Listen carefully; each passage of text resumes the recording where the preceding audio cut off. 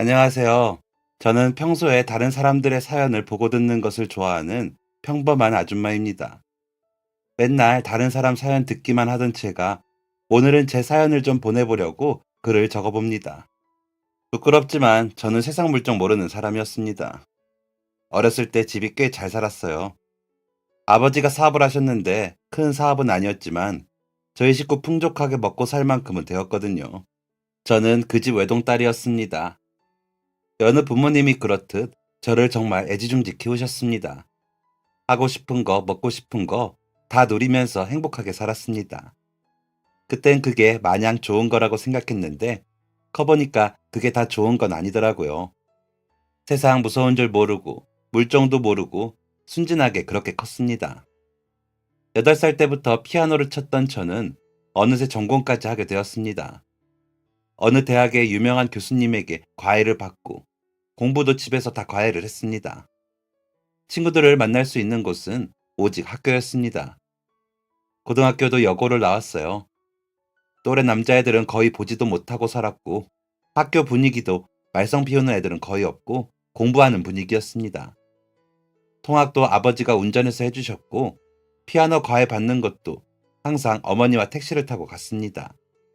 그러니 세상이 어떻게 생겼는지조차 잘 몰랐다고 하는 것이 맞겠네요. 길거리에 어떤 사람들이 돌아다니는지, 내 또래의 남자애들은 어떻게 생겼는지 모르는 그런 온실 속의 화초처럼 귀하게 자랐습니다. 피아노 전공으로 들어간 대학교도 여자 대학교를 가게 되었습니다. 대학교는 정말 색다르고 신기한 세계였습니다. 여자 대학교라 그런지 학교 앞에는 항상 남자들이 많았습니다. 제 또래의 남자들을 그렇게 많이 본 것은 그때가 처음이었습니다. 학교에 가니 선배들과의 사이에 규율이 있고 연애를 하는 동기, 선배들이 엄청 많았습니다. 그리고 미팅이라는 문화가 제일 신선했습니다. 학교에서 선생님들이나 언니, 오빠가 있는 친구들한테만 들었던 미팅을 실제로 하고 있고 내가 실제로 하게 된다니 충격적이었습니다. 언제 한 번은 집에서 부모님과 식사를 하고 있는데 제가 미팅 이야기를 꺼낸 적이 있었습니다. 아버지의 표정이 심각하게 변했습니다. 아버지는 그날 이후로 누누이 말씀하셨습니다. 소정아, 명심해라. 세상에 믿을 놈 하나도 없어. 다 늑대고 다 가면을 쓰고 있는 거야. 그리고 번지르르하게 말하는 사람은 절대 믿지 마라. 가장 쉬운 게 말이야. 행동을 하는 사람이 진짜 남자인 거야. 아빠 말 꼭 명심해. 알겠지? 아버지가 괜히 세상 물정 모르는 저에게 겁을 주려고 그러시나 보다 했습니다. 아버지는 평소에도 저를 정말 많이 아끼셨으니까 저에 대한 애정이 너무 과하셔서 그런가 보다 했습니다. 어떻게 보면 많이 늦은 사춘기가 대학생이 되어서 조금 나타난 것 같기도 합니다. 그렇게 첫 미팅을 나가게 되었습니다. 공대 신입생들이었나. 정확하게는 기억이 안 나지만 머리가 엄청 짧았던 것으로 기억이 납니다. 당연히 저는 술을 잘 못 마셨습니다. 어른들한테 배운 적도 없고 대학교 가서 선배들이 억지로 술 먹인 게 전부였습니다. 첫 미팅을 한 그날 막 취해서 길바닥에다가 토를 하고 해롱거리고 진짜 난리도 아니었는데 그게 재밌더라고요. 아, 학교 선생님들이 말한 대학생활이 이건가 하면서 엄청 재밌었습니다. 그때부터 무진장 놀러 다녔습니다. 동기들이랑 나이트도 처음 가보고 미팅도 몇 번 더 하고 커피숍도 가고 하여튼 20살 그 나이에 할 수 있는 것들은 다 했습니다. 부모님 걱정이 이만저만이 아니셨을 겁니다. 하지만 제가 그동안 열심히 노력해서 대학교에 입학하기도 했고 그동안 못 놀았던 거 논다 생각하셨는지 야단치진 않으셨습니다. 그렇게 열심히 놀고 먹고 하면서 대학교 졸업반이 되었습니다. 그때는 이미 놀 거 다 놀았다 싶어서 1학년 때처럼 그렇게 열정적으로 놀지는 않았을 때였습니다. 그냥 동기들과 일주일에 한 번 노는 정도? 또 졸업반이니까 다들 바쁘더라고요. 유학 준비하는 동기도 있었고, 오케스트라 오디션 보러 다니는 동기도 있었고, 학원 준비하는 동기도 있었고요. 그런데 갑자기 미팅을 나와달라는 겁니다. 1학년 때 이후로는 미팅이 처음이라 당황스럽기도 했고, 흥미도 없었습니다.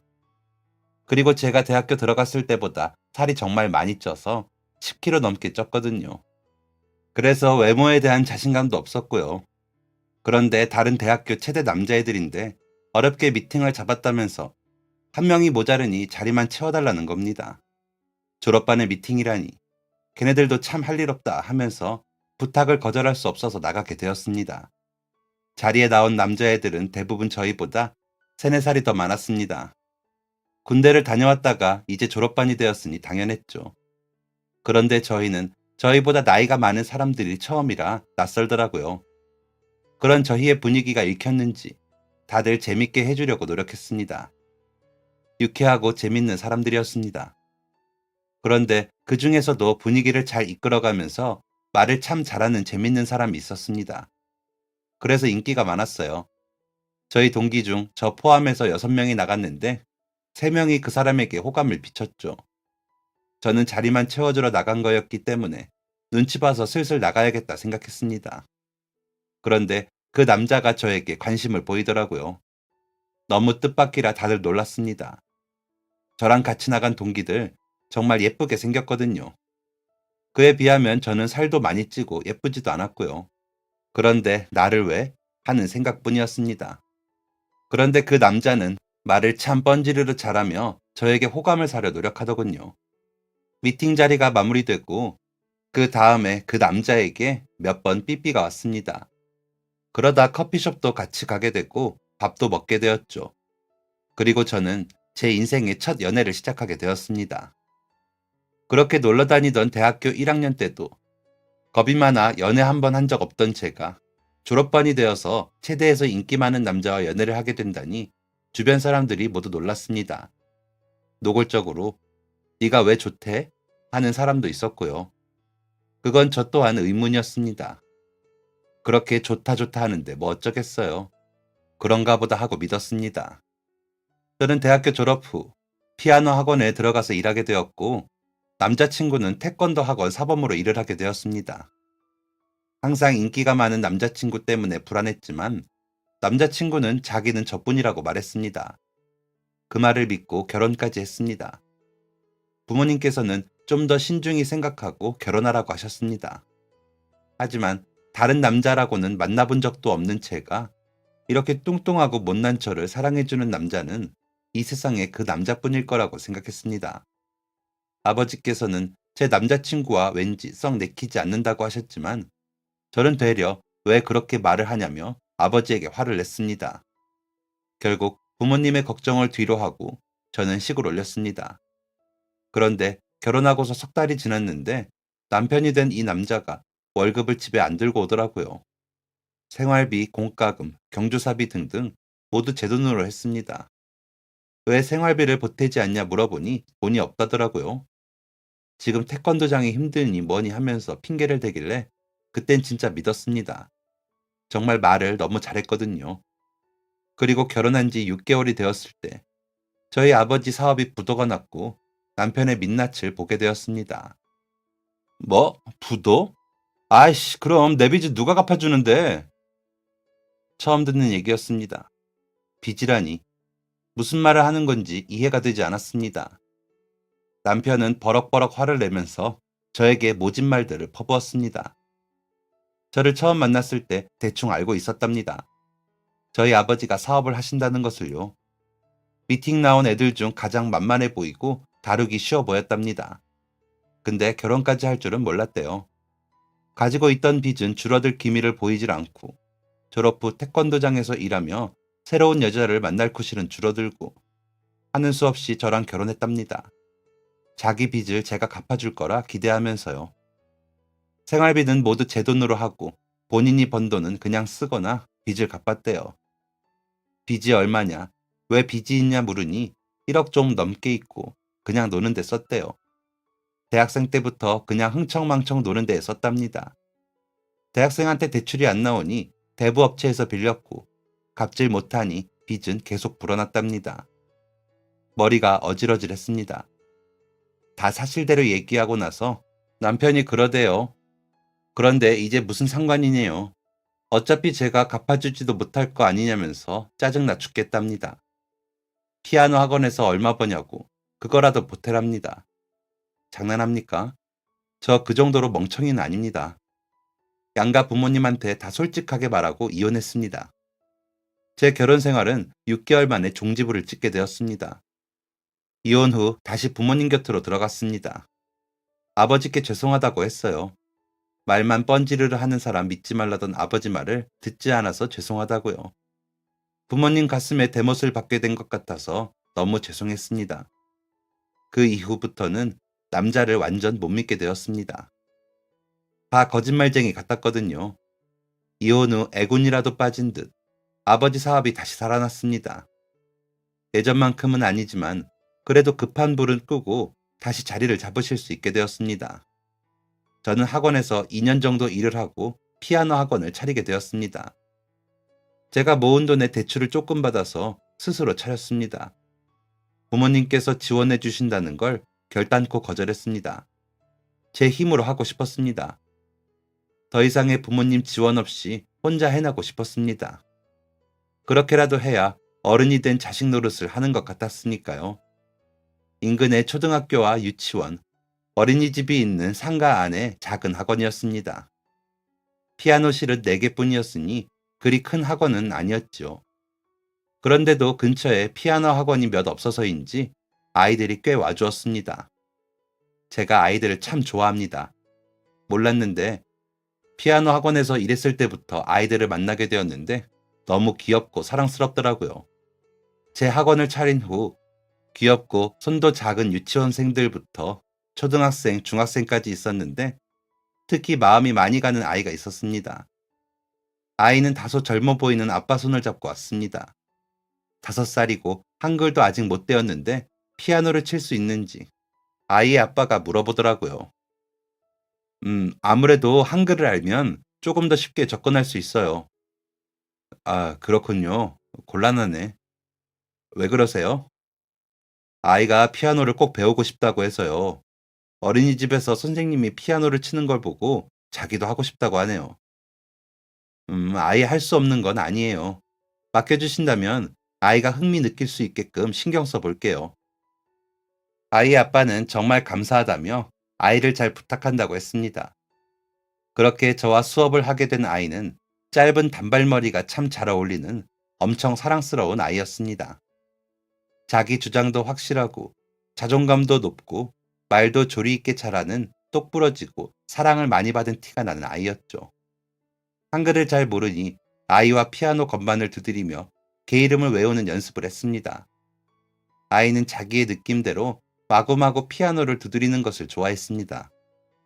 저도 신이 나서 같이 피아노를 치면 피아노 치는 저를 무슨 대단한 사람 보는 것 마냥 눈을 반짝이며 보는 순수한 아이이기도 했습니다.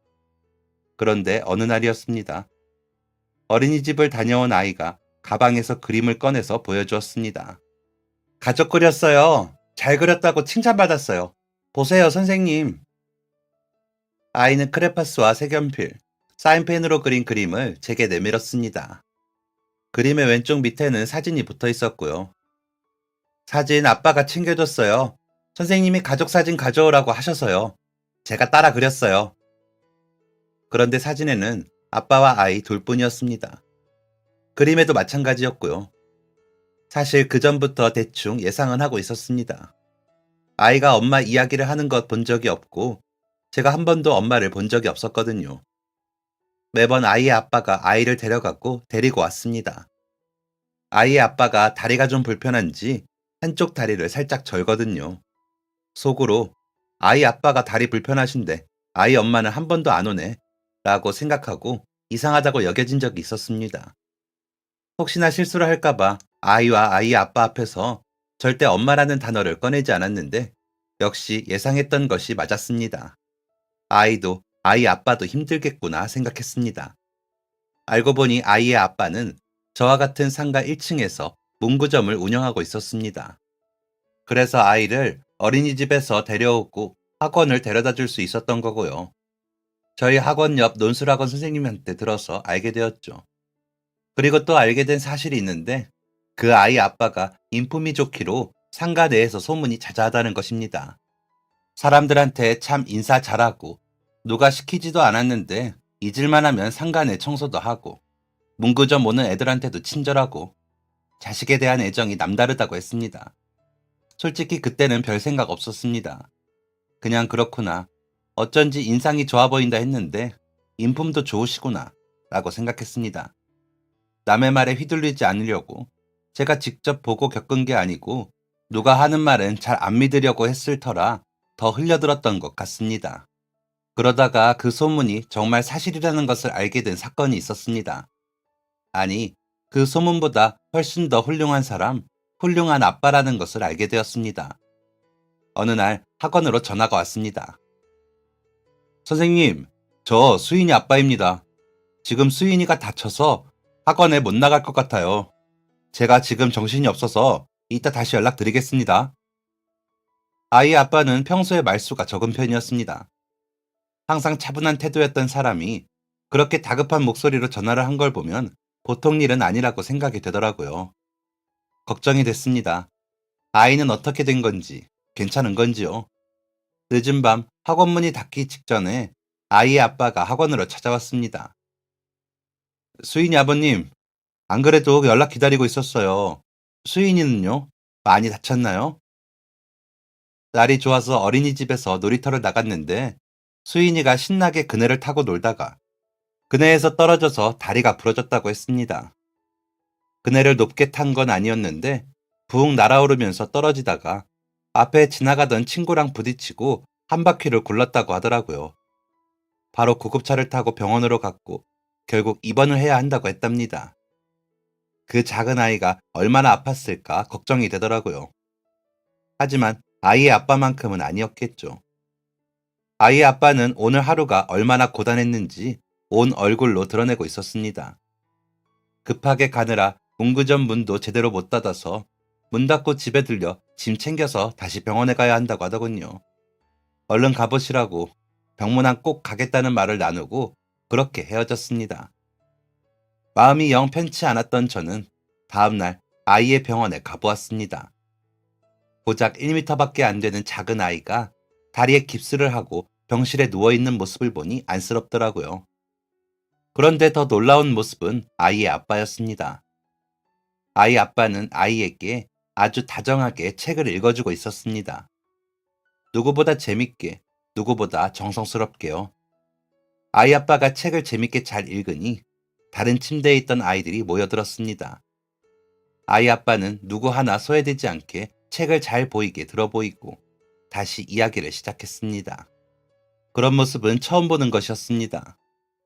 저희 아빠가 저에게 책을 읽어주신 적은 없으셨습니다. 항상 일하시느라 바쁘셨거든요.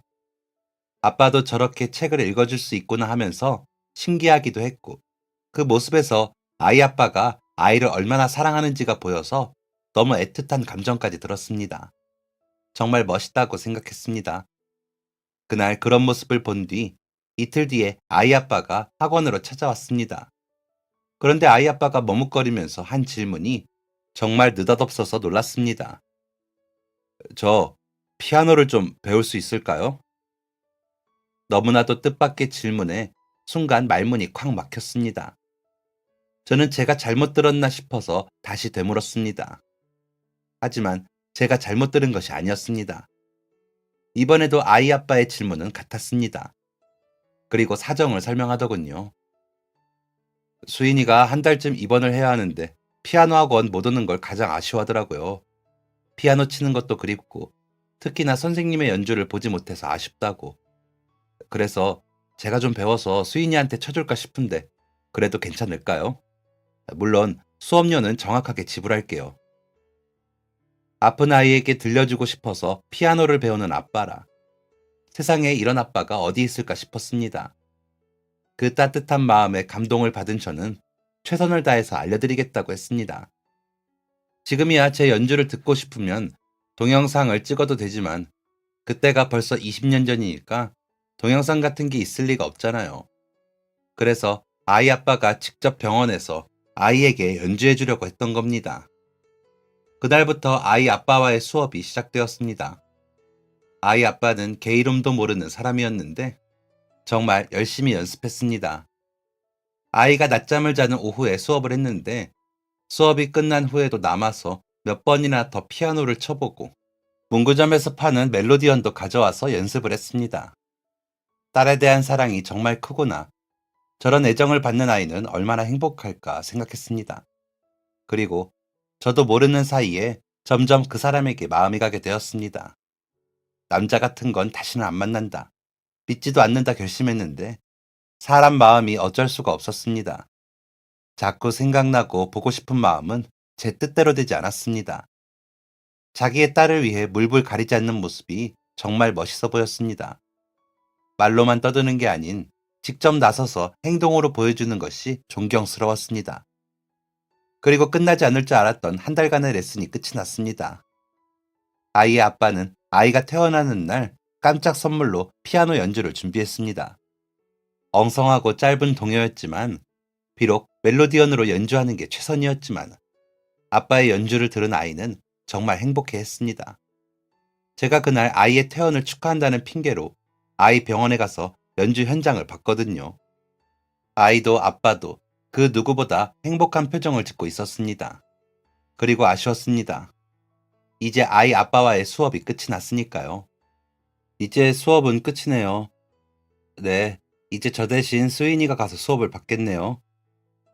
아쉬운 제 마음을 아는지 모르는지 아이의 아빠는 그저 웃기만 했습니다. 그렇게 저는 제 마음을 고백하지 못하고 일주일을 보냈습니다.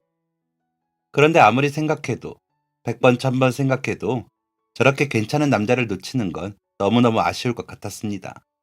평생 후회가 될 것 같았습니다. 그래서 저는 제 마음을 고백하기로 했습니다. 학원문을 닫는 시간이 문구점 문을 닫는 시간과 비슷했습니다. 저는 얼른 학원을 정리하고 문구점 앞에서 기다렸다가 아이 아빠를 만났습니다. 그런데 제가 예상하지 못한 게 있더라고요. 바로 아이가 같이 있다는 것이었습니다.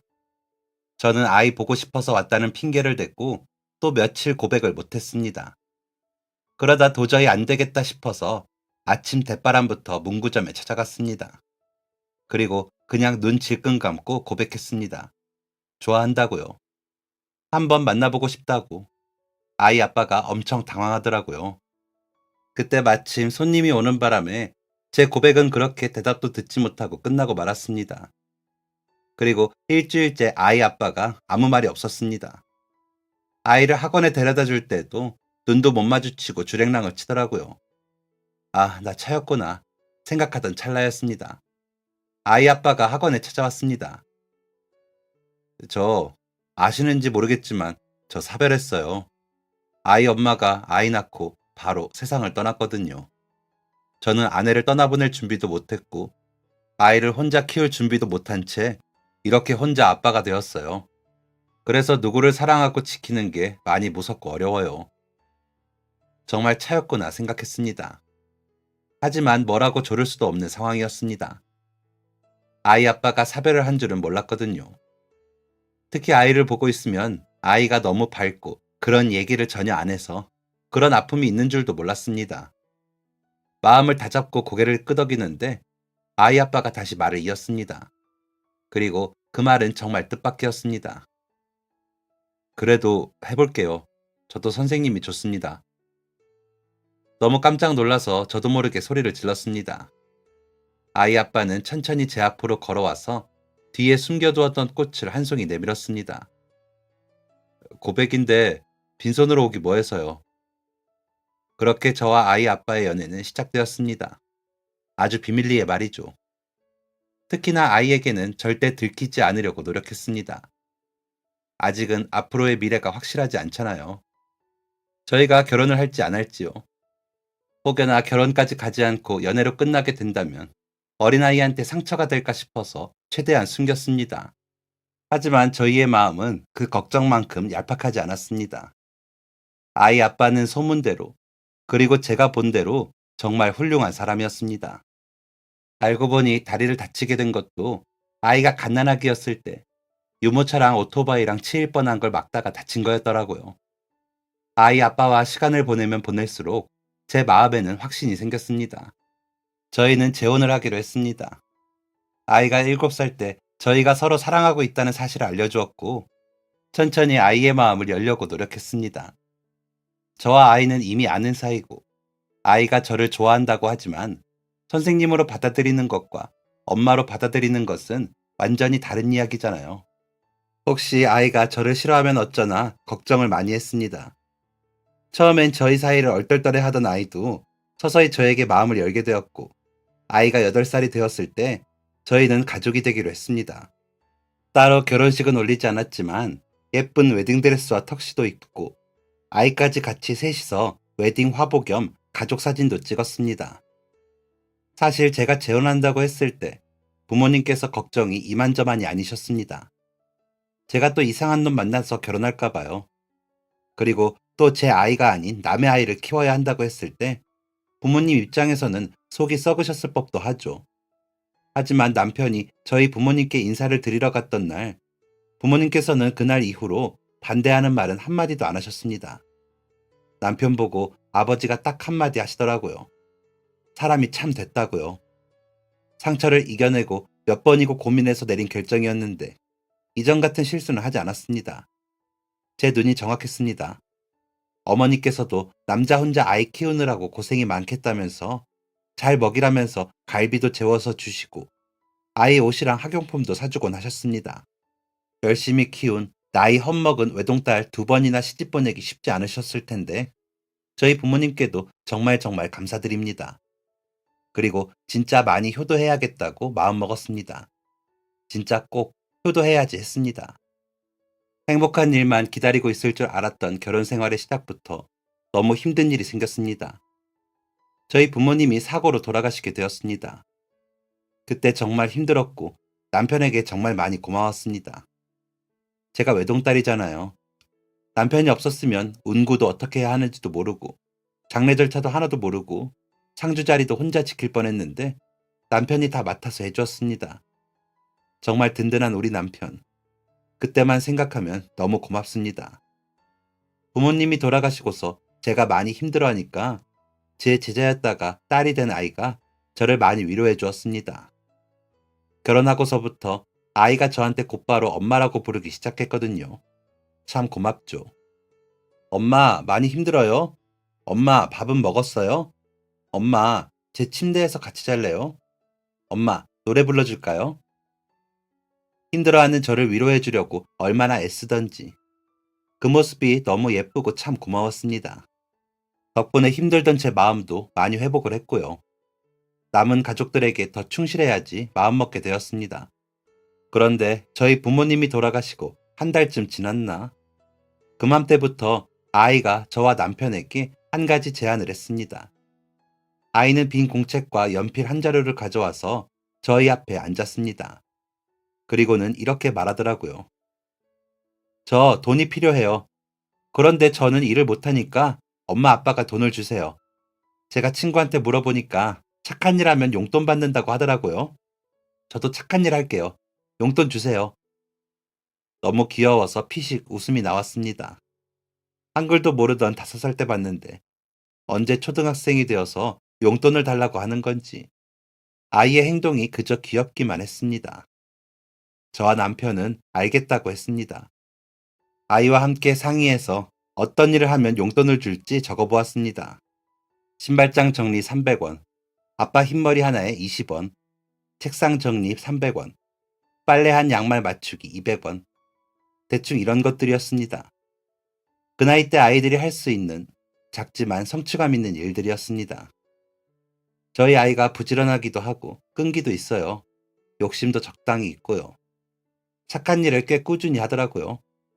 어느 정도 하다가 말겠거니 했는데 거의 매일같이 착한 일을 해서 용돈을 받아갔습니다. 몇 달 지나니 그 용돈이 꽤 많이 모였을 것 같아서 물어봤습니다. 열심히 모은 용돈을 어디에 쓸 거냐고요. 그런데 비밀이라고 안 알려주더라고요. 하도 안 알려주니까 너무 궁금해서 남편이랑 둘이 애교도 부려보고 사정도 해보면서 물어봤지만 절대 안 된다고 했습니다. 커다란 돼지 저금통은 어느새 묵직해졌는데 아이는 저금통을 열 생각도 안 하더라고요.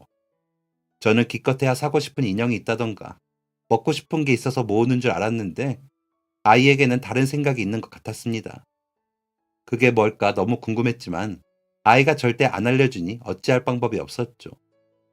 그렇게 1년이나 흘렀습니다. 1년이라는 긴 시간 동안 아이는 꾸준히 착한 일을 해서 용돈을 타갔고 그동안의 커다란 돼지 저금통은 배가 터질 정도로 묵직해져 있었습니다. 그러던 어느 날 아이가 묵직한 돼지 저금통을 낑낑대면서 들려다가 포기를 하고는 남편에게 부탁을 했습니다. 아빠, 저랑 은행 좀 가주세요. 이거 너무 무거워서 지폐로 바꿔야 할 것 같거든요. 수인아, 엄마랑 같이 갈까? 엄마도 마침 은행에 볼 일이 있거든. 안 돼요. 아빠가 같이 가주세요. 제가 같이 가주겠다고 했는데요. 아이가 단호하게 안 된다고 하더라고요. 왜 엄마는 안 된다고 하는 걸까 하고 조금 서운했습니다. 결국 남편이 아이와 함께 은행에 가서 돼지 배를 갈라서 모두 다 지폐로 바꿨습니다. 1년 동안 모은 돈은 상당했습니다. 무려 20만 원 정도 되는 돈이었어요. 아이가 혹시 그 돈을 통장에 넣으려고 하나 했는데 그것도 아니더라고요. 20만 원이라는 돈이 9살짜리 애한테는 너무 큰 돈인 것 같아서 남편과 제가 설득을 했습니다. 수인아, 그 돈을 다 현금으로 갖고 있기에는 너무 많은 것 같아. 수인이 통장을 하나 만들어서 넣어두는 건 어떨까? 그래, 그렇게 하자, 수인아. 아니면 엄마나 아빠한테 맡겨두고 쓰고 싶을 때마다 달라고 하는 건 어때? 정확하게 용돈 기입장에 적어두면 괜찮지 않을까? 하지만 아이는 완강하게 거부했습니다. 그 돈은 무조건 자기가 갖고 있어야 한다고 하더라고요. 원래 그런 애가 아닌데 너무 고집을 부리길래 하는 수 없이 그렇게 하라고 했습니다. 하지만 혹시나 걱정되는 마음에 나중에 사용하게 되면 어디에 썼는지 꼭 말해달라고 일러두었죠. 그리고 또 일주일이 지난 어느 날이었습니다. 집에서 저녁밥을 다 먹고 정리를 하는데 남편이 저 몰래 사온 케이크를 꺼내더라고요. 어머, 오늘 무슨 날인가? 갑자기 웬 케이크야? 당신 다음 주에 생일이잖아. 아, 벌써 그렇게 됐나? 얼른 앉아. 수인이가 선물 준비했대. 수인이가? 정말? 남편이 케이크 초에 불을 붙이고 있으니 딸이 방에서 뒷짐을 지고 총총총 나왔습니다. 남편과 딸이 불러주는 생일 축하 노래는 그 언제보다 더 사랑스럽게 들렸습니다. 우리 가족이 계속 이렇게 행복했으면 좋겠다는 마음을 담아서 간절하게 소원을 빌고 촛불을 껐습니다. 그때였습니다. 아이가 제게 작은 상자를 내밀었습니다. 그리고 작은 손으로 상자를 열어서 저한테 보여주었습니다. 목걸이였습니다. 얇은 금색 줄이 반짝반짝 빛이 나는 정말 예쁜 목걸이였습니다. 목걸이 줄의 가운데에는 하트 모양의 펜던트가 달려 있었습니다. 깜짝 놀랐습니다. 너무너무 예쁜 목걸이를 보고 눈물이 터질 것 같아서 얼굴을 가렸습니다. 저희 딸이 작은 손을 꼬물거리면서 목걸이를 채워주었습니다. 뭐야, 두 사람 언제 이런 걸 준비했어? 나 말고 수인이 혼자 준비한 거야. 뭐? 수인이 혼자? 이 금목걸이를 수인이가 혼자 샀다니 믿을 수가 없었습니다. 수인이는 해맑게 웃으면서 어떻게 된 건지 이야기를 들려주었습니다. 목걸이를 받기부터 1년 전, 저희 부모님이 돌아가신 날, 제가 남편에게 말한 것을 수인이가 들었다고 하더라고요. 제가 저희 어머니에게 목걸이를 선물해 드린 게 있었습니다. 비싼 건 아니었고, 부모님 결혼기념일 때 어머니께는 목걸이, 아버지께는 벨트를 사드렸었거든요. 그런데 어머니가 사고를 당하신 날, 그 목걸이를 하고 계셨었는데, 그게 다시 씻어서 사용할 수도 없게 완전히 망가져 있었습니다. 그 이야기를 남편에게 울면서 했었는데, 제 딸이 그 이야기를 듣고 저한테 목걸이를 선물해줘야겠다고 생각을 했대요. 제가 그 목걸이가 아까워서 우는 줄 알았나 봐요. 그래서 그때부터 저희한테 착한 일을 하면 용돈을 달라고 했던 겁니다. 친구들한테 엄청 물어봤대요. 용돈을 얼마 받는지, 어떻게 받는지요.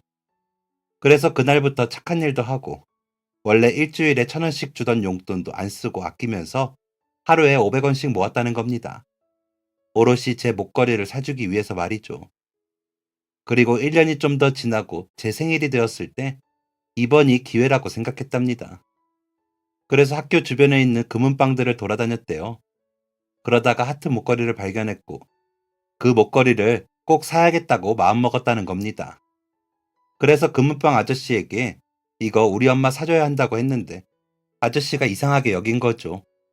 9살짜리 애한테 그렇게 큰 돈이 있는 것도 이상하고 금을 9살한테 팔 수도 없었고요. 그래서 부모님하고 같이 오라고 했다더라고요. 딸이 비밀로 하려다가 고민하다가 남편을 데리고 금은방에 갔답니다.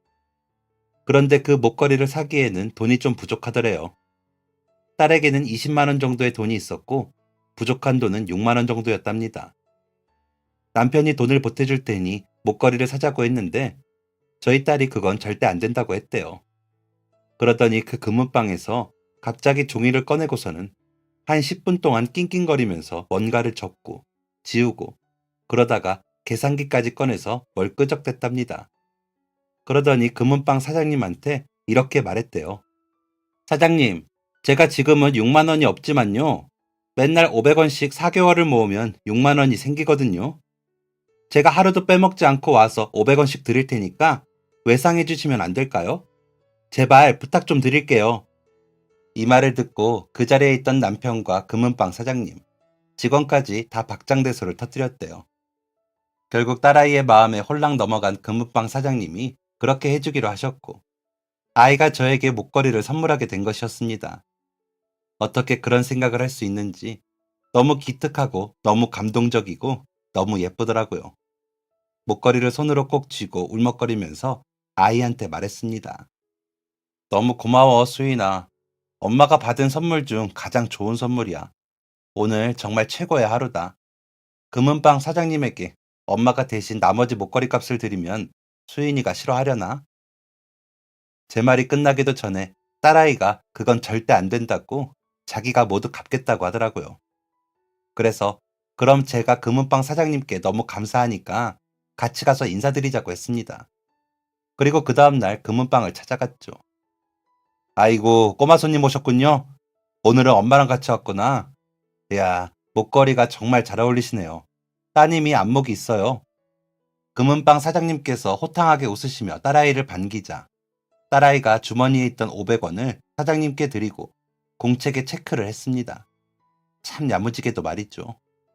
저는 사장님께 정말 감사하다고 쉽지 않은 선택이셨을 텐데 아이를 믿어주셔서 감사하다고 인사를 드렸습니다. 그런데 오히려 사장님께서 감사하다고 하시더라고요. 너무 순수하고 예쁜 아이를 알게 되어서 감사하다고요. 매일 찾아오는 손님들과 가격 계산하고 시세 맞춰보고 하느라 팍팍하다 느껴졌었는데 저희 딸이 참 담비 같은 존재였대요. 다시 일할 맛이 난다면서 앞으로 4개월 동안 잘 부탁한다고 하셨습니다. 아이는 저희의 대화를 알아듣는 건지 모르는 건지 옆에서 해맑게 웃고만 있었고요. 저는 그날 이후로 아이가 준 목걸이를 빼지 않고 맨날 차고 다녔습니다. 그리고 4개월 뒤 아이는 정말로 매일매일 금은방에 가서 사장님께 500원씩 지불을 했고 4개월을 꽉 채우고서야 남은 돈을 다 갚을 수 있었습니다. 기념적인 날이라고 남편이 아이가 좋아하는 삼겹살을 사주었었죠. 행복이란 게 바로 이런 게 아닐까 싶습니다. 저는 비록 첫 번째 결혼은 완전히 실패했습니다. 남자 보는 눈이 없었고 제 자신을 존중하고 사랑하는 법도 몰랐습니다. 하지만 그 과정이 있었기에 사람을 판가름할 수 있는 능력을 키웠고 제 자신을 사랑하는 법을 알게 되었습니다. 그리고 그 끝내 정말 멋있고 존경스러운 지금의 남편을 만나게 되었습니다. 더불어 눈에 넣어도 아프지 않은 제 목숨보다도 귀한 저희 딸까지 만나게 되었습니다. 처음에 제가 재혼을 한다고 했을 때 지인들이 걱정을 많이 했습니다. 자식 한번 키워보지 않은 제가 어떻게 남의 자식을 키우냐면서요. 처음엔 그 말이 되게 상처였고 신뢰라고 생각이 되었는데 정말 키워보니까 쉽지가 않더라고요. 내 인생이 통째로 바뀌어야 했고 많이 공부를 해야 했습니다. 친엄마 손에 못 자라서 저렇다. 새엄마가 애를 어떻게 키운 거냐. 이런 말 듣기 싫어서 더 열심히 공부하고 더 애정을 쏟아서 키웠습니다. 대신 저처럼 온실 속의 화초처럼 키우고 싶진 않아서 많이 경험하게 하고 많은 사회를 알려주었습니다. 그 결과 저희 딸 아주 훌륭하게 자랐습니다. 인품도 훌륭하고 마음씨도 곱고 정의롭게 자랐습니다. 그렇게 자란 저희 딸 누가 바라지도 시키지도 않았는데 혼자 공부 열심히 해서 의대 합격해서 다니고 있습니다. 사람들이 물어보더라고요. 어떻게 저렇게 잘 키웠냐고요. 그런데 아이라는 게 제가 키운다고 해서 잘하는 게 아니더라고요. 저는 그저 도움을 줄 뿐, 잘하는 것은 아이 스스로의 힘으로 하는 것이었습니다. 성인으로 다 키워보니 비로소 그걸 깨닫게 되었네요. 그리고 우리 딸이 9살, 제 생일에 사준 그 목걸이는 아직도 하고 다닙니다.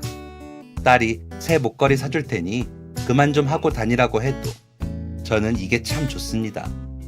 딸의 노력과 사랑과 애정이 듬뿍 담긴 이 목걸이가요. 사랑하는 우리 가족, 앞으로도 지금처럼 행복하고 열심히 살자. 지금까지 사연 들어주셔서 감사합니다. 사연이 재밌으셨다면 구독과 좋아요를 눌러주세요. 감사합니다. 안녕히 계세요.